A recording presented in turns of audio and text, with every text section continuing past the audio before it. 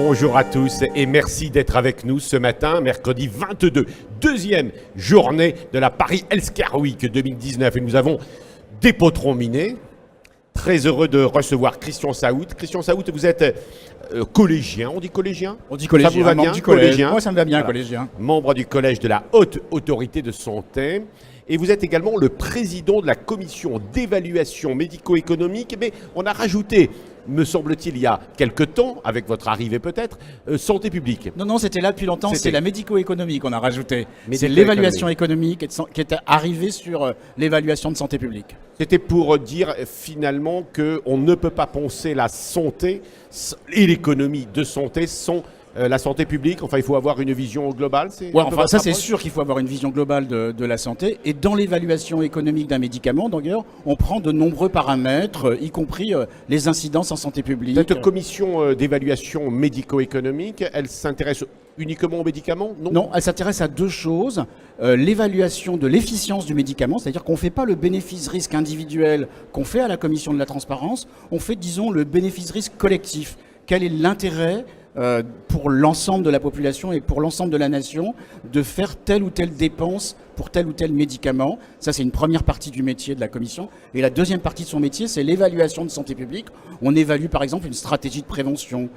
Donc ça n'est pas que le médicament. Ça n'est pas que le médicament. Les dispositifs médicaux aussi ? Non, les dispositifs médicaux viennent rarement devant la commission d'évaluation économique parce qu'il y a un seuil de 20 millions d'euros de chiffre d'affaires et comme vous le savez, dans le dispositif médical, on est souvent sur des petits nombres. On n'arrive pas beaucoup à tutoyer ces zones de 20 millions. Donc très souvent, ils sont en dessous du radar de la commission. Et puis, je ne suis pas sûr que ça apporte grand-chose de faire de l'évaluation médico-économique sur le dispositif médical avec d'aussi petits effectifs. Oui. Vous êtes à la Haute Autorité de Santé depuis 2 ans maintenant. Depuis 2 ans. Qu'est-ce qu'un magistrat, brillant magistrat que vous êtes, mais surtout, on vous a connu, en tout cas nous, pas comme magistrat en réalité, mais évidemment comme l'ancien président de AIDE, mais également du CIS. Qu'est-ce qu'un homme comme vous, un expert de la santé, des associations, mais des associations de santé, qu'est-ce qu'il vient faire dans l'économie ? Est-ce que c'est une explication peut-être d'une évolution non, d'abord l'économie est une compétence récente pour la HAS et elle a une commission qui existe à l'intérieur de l'institution et les membres du collège n'ont pas de postes qui sont des postes fléchés. On ne dit pas il y a un économiste pour la commission d'évaluation économique, même si ça a été vrai, de la même manière qu'on ne dit pas qu'il faut nécessairement quelqu'un du dispositif médical pour évaluer le dispositif. En l'espèce, aujourd'hui, c'est l'ancienne présidente de l'Ordre des pharmaciens qui est la présidente de la commission d'évaluation des dispositifs médicaux. Donc il n'y a pas d'affectation des membres en fonction de leur qualité professionnelle ou pour ce qui me concerne leur qualité militante antérieure. Il y a une distribution des rôles au sein du collège, puisqu'il y a 7 membres, on se répartit les différentes commissions. Donc il n'y a pas de prédestination à présider telle ou telle commission. Mais vous travaillez évidemment avec des économistes qui viennent... Bien sûr, c'est surtout le service d'évaluation économique qui est composé essentiellement d'économistes, et puis la commission elle-même qui a ses propres experts, puisque la commission que je préside, il y a une trentaine d'experts autour de la table qui viennent des horizons les plus divers, qui viennent effectivement de la biostatistique, de la microéconomie, du calcul économique, qui viennent aussi des sciences sociales, qui viennent de l'éthique. Les 2 vice-présidents de la commission sont pour l'un économiste et pour l'autre spécialiste de la dimension éthique. Donc cet ensemble de ce qu'on appelle aujourd'hui l'évaluation multicritère en médico-économie est extrêmement important et représenté par à la fois le service qui a ses propres équipes et la commission qui a ses experts. L'économie de la santé est une discipline qui, dans notre pays, a pris à la fois ses lettres de noblesse ou en tout cas a son importance ? Alors en tout cas, elle a son importance, c'est certain. Je veux dire, plus personne aujourd'hui ne se risquerait à dire que la santé n'a pas de prix. Ou mieux, on sait qu'elle a un coût et qu'il faut essayer de l'analyser au plus près pour savoir faire des choix. Au fond, ce qu'on fait dans la commission, c'est donner des avis à la puissance publique, au pouvoir public, pour qu'ils fassent des choix éclairés au nom de la nation. Et pourquoi vous tenez également à ce que l'on rajoute santé publique ? Mais parce que c'est sa dimension initiale à cette commission. Et que quand on parle d'évaluation économique, c'est surtout l'évaluation économique de l'efficience du médicament. Donc c'est un petit morceau qui a été spécialement mis en valeur parce que je crois que tout le monde l'attendait, mais l'ensemble de l'évaluation économique est le domaine de la commission. C'est vous qui vous saisissez des dossiers ou c'est les laboratoires qui viennent vous présenter leurs médicaments? Pour l'évaluation d'efficience du médicament ou du dispositif médical, c'est les laboratoires qui sont demandeurs. Dès lors qu'ils sont au-dessus de 20 millions d'euros de chiffre d'affaires, c'est une obligation de démontrer l'efficience du médicament.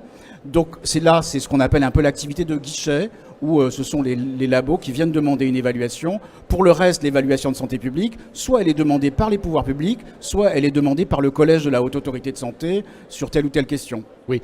Et vos autres activités, vous suivez également d'autres sujets? Oui, il y a un sujet qui me tient évidemment beaucoup à cœur, vu mon origine militante, c'est le Conseil pour l'engagement en santé des usagers, qu'on vient de mettre en place, dans une dimension qui n'est pas une dimension centrée sur la composition des usagers, puisque la composition du Conseil est bipartite en fait. Il y a des professionnels de santé et des universitaires d'un côté, et des usagers, des patients, des personnes accompagnées dans le système social et médico-social de l'autre côté.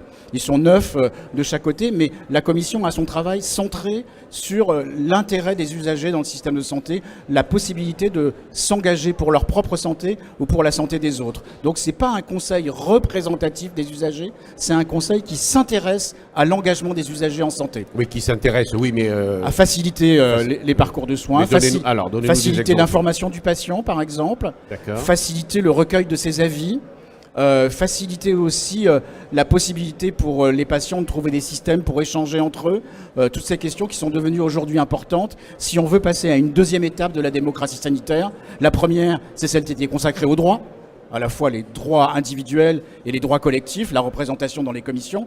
Ici, maintenant, il s'agit de passer plutôt à une deuxième phase de la démocratie en santé qui s'intéresse à donner des capacités aux patients pour mieux comprendre ce qui leur arrive, mieux comprendre le système de santé et d'accompagnement social et médico-social et en faire un meilleur usage. Alors, vous l'avez créée quand, cette commission? À l'instant. Aujourd'hui? Il y a un mois, je crois, on l'a installée le 23 avril. Et là, c'était quoi? Une décision de votre propre instance? Oui, c'est une décision de l'institution. HAS, de donner de l'ampleur à ce phénomène-là, parce qu'il irrigue les autres systèmes de santé des pays comparables aux nôtres, et on trouve des exemples dans d'autres pays, alors qui sont un petit peu différents, mais le NICE, par exemple, a lui un conseil des usagers et des patients qui est essentiellement composé de patients et d'usagers. Nous, on a préféré une dimension plutôt partenariale entre professionnels de santé, universitaires et patients. Et comment ça va s'articuler avec les autres? Avec le travail. Écoutez, non, avec les autres. Avec les autres endroits acteurs. De la HAS. Non, excusez-moi. Avec les autres acteurs. Avec les autres acteurs qui s'intéressent également. Oui, avec les autres acteurs. Écoutez, aux patients. Je pense qu'on va essayer de proposer des voies pour l'engagement en santé des patients. On va notamment l'année prochaine publier une recommandation qui sera une recommandation de la Haute Autorité de Santé sur les actions qu'on peut mener dans un hôpital, dans un cabinet médical, pour favoriser l'engagement en santé des patients et usagers. On va essayer de donner quelques principes d'action. Je ne voudrais surtout pas qu'on fige les choses. Vous savez, aujourd'hui, on parle beaucoup du patient expert, du patient partenaire, du patient enseignant même, du patient chercheur. Voilà. Je ne voudrais pas qu'on fige des modèles. Je voudrais juste plutôt dire qu'il y a des principes. Quand vous faites quelque chose pour les patients et avec les patients ou avec les usagers, il faut respecter des principes, 4, 5 principes peut-être, mais je ne voudrais pas qu'on fige les choses en disant c'est ça qu'il faut faire et pas ça. Christian Saout, je l'ai dit en introduction de notre entretien, vous avez beaucoup milité dans les associations, notamment pour le sida. Comment vous regardez aujourd'hui à la fois l'évolution de nos sociétés vis-à-vis de certaines pathologies? D'ailleurs, on peut reparler du sida, mais au-delà, il est peut-être moins, et tant mieux, moins sous le feu de l'actualité, encore que. Mais sous d'autres pathologies, comme évidemment les pathologies infectieuses et la vaccination, par exemple, Lyme, etc., et d'autres pathologies. Comment vous regardez ça, ces évolutions, en quelques minutes? Je trouve qu'il y a des sujets sur lesquels on est parfois de plus en plus confronté à des savoirs en difficulté ou en limite. Sur Lyme, par exemple, on a vu qu'il y avait des choses qu'on connaissait très bien, la phase aiguë, des choses qu'on connaissait assez bien, la phase chronique, et puis des situations sur lesquelles on n'avait pas de savoir.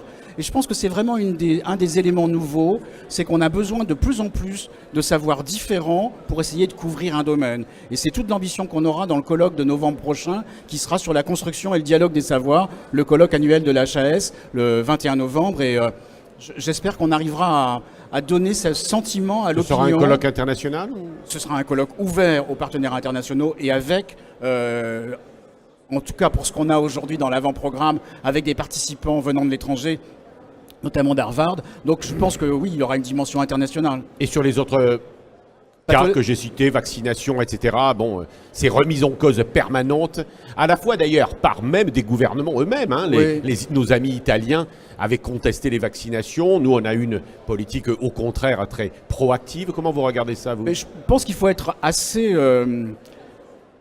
rétrospectif. Au fond, moi j'appartiens à une génération qui a vu des maladies faute de vaccins. Alors évidemment, on est, pour ma génération, très attentif à ça. Moi, à l'école, il y avait des cas de polio. Voilà, aujourd'hui, on n'en voit absolument plus. Mais tout ça, on le doit à la vaccination. Et je pense que c'est ça qui s'est aussi effacé dans les mémoires. C'est le souvenir des pathologies pour lesquelles on n'avait pas d'outils. Vous ne trouvez pas ça inquiétant, déprimant En tout cas, je trouve que le Conseil d'État a fini par dire ce qui lui paraissait une vérité publique en disant que, eu égard à ce que la France avait comme vision de la santé publique, il n'était pas illégal d'avoir rendu les 11 vaccinations obligatoires. Donc voilà, maintenant je sais qu'il y a des débats sur notamment les sels d'aluminium qui sont utilisés pour les vaccins. Oui, il y aura toujours des débats parce que nous traversons une période qui est aussi une période de profonde remise en cause du progrès, alors que la génération à laquelle j'appartiens, décidément, pardonnez-moi de faire le vieillard, mais avait plutôt l'envie du progrès, l'envie de l'innovation. C'est vrai, les remises en cause, on en a beaucoup fait après mai 68 et dans les années 70, mais je trouve que c'était un peu des remises en cause pour la liberté, pour le progrès, vers l'avenir, et les remises en cause aujourd'hui sont un peu des remises en cause du passé. Ce sera ma avant-dernière question.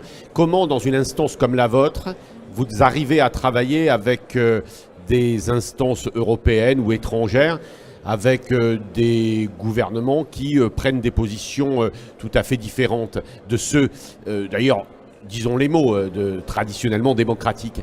Est-ce que c'est un cas ou alors les experts que vous êtes ne bougent pas et sont toujours ancrés dans les mêmes logiques? Ça n'est pas notre rôle. Le rôle de l'HAS est une autorité indépendante et elle dialogue avec les autres autorités indépendantes des pays européens qui ne sont pas plus en dette vis-à-vis de leur État.